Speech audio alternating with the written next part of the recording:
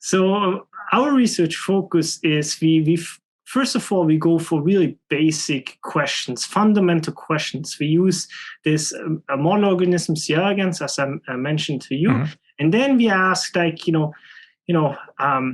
what, for example, what is happening if we have the genetics the same, like they would be all twins, and if they eat all the same food in the same environment, right?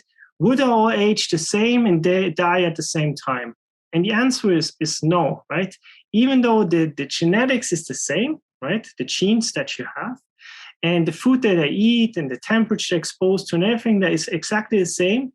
There are some worms that live around 15 days and other ones that live 30 days. So also doubling lifespan. And this difference in lifespan we call randomness, and it's just scientists usually use randomness to say if they don't understand it, and we clearly don't understand this, but there's a lot of randomness going on in terms of molecular programs on gene description, and we made some insights there to use this randomness in gene expression to predict how long an animal lives, right? So this is one source of question we asked. The other question we asked then is, is it even possible to extend the lifespan when you're really, really old and just about to die?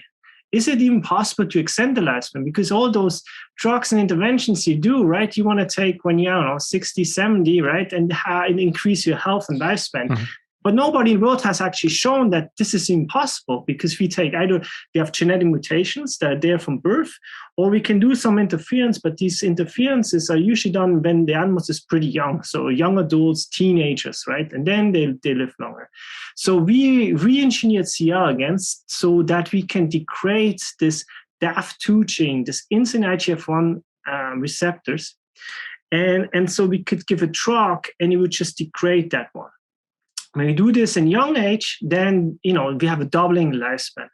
And then we just aged out C. elegans till around 75% of the population has died. And this is after 21 days, right? So they age similar as us, but much faster. So after 21 days, they all have died. So if you don't do any treatment there, after 4 days, all the animals are dead. However, if you had this 75 percentile time point, and we knock down the insulin IGF-1 receptor, we were able to extend the lifespan not only by a couple of days, but by 26 days. So what I'm saying is we were able, even when they're close to die, to double their lifespans, which is pretty mind-blowing, right?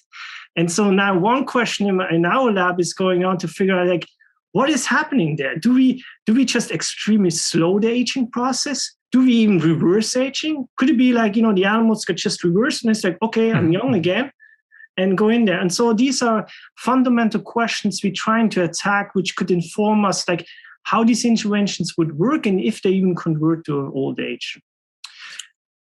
And the last part we're actually doing is most of the aging research, because I've been a long time in the field, is focus what's happening inside of our cells, what's happening to our DNA, what's happening to our mitochondria, what's happening to our proteins. But what we focus on is what's happening outside of the cell.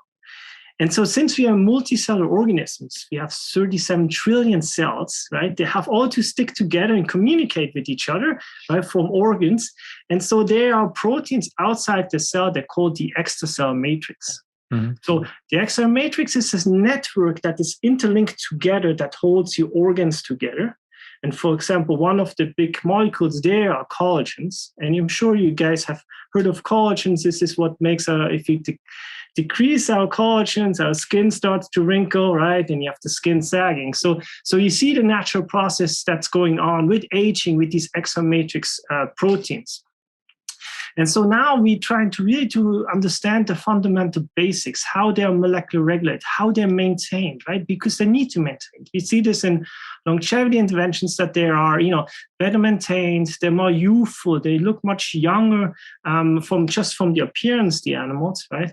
And what's going on. And so we found there are some really cool insights. And so that's where we try to break the ground to figure out how is it actually working for the extracellular matrix. And the second part, what we learned, what was super interesting, is that almost every intervention that increases the lifespans remodels these extracellular matrix proteins, right? Mm-hmm.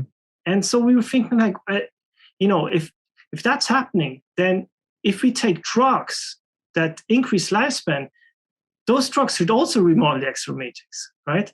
And so we're using now the extracellular matrix in our drug screens to predict longevity drugs. And so this is like one approach we are taking. And then we go more into like the classical machine learning, like with big data, predict things, and then go into to find new interventions that improve health and longevity.